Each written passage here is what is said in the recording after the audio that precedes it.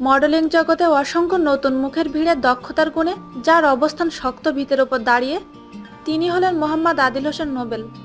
Electronic মিডিয়ায় সবাই যাকে নোবেল হিসেবে জানেন। মেধা, গুণ, ব্যক্তিত্ব আর এক্সপ্রেশন দিয়ে তিনি সবাইকে ছাড়িয়ে এক ধাপ এগিয়ে। 1991 সাল থেকে মিডিয়া জগতে পা রেখে ধীরে ধীরে তিনি নিজেকে প্রতিষ্ঠিত করেছেন।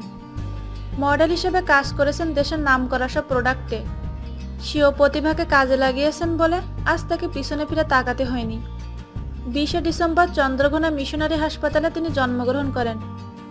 ছোটবেলাটা তিনি চট্টগ্রামের পাহাড়ি ঐতিহ্যের মধ্যে বেড়ে উঠেছেন। এরপর ঢাকা বিশ্ববিদ্যালয় থেকে ম্যানেজমেন্টে মাস্টার্স করেন। ভিক্টোরিয়া ইউনিভার্সিটি থেকে MBA করেন। 1991 সালে একটি টিভি বিজ্ঞাপনের মাধ্যমে তার ক্যারিয়ার শুরু হয়।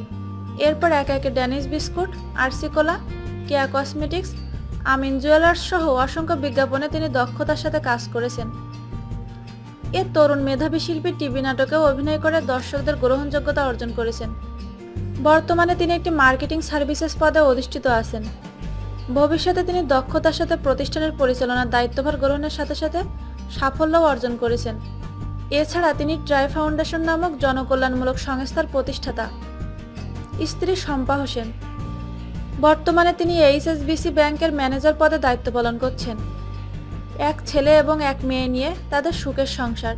তার ইলেকট্রনিক মিডিয়ার কাজের স্বীকৃতিস্বরূপ ঘরে তুলে নিয়েছেন মেরিল প্রথম আলো পুরস্কার, ঢালিউড পুরস্কার সহ আরও অনেক পুরস্কার।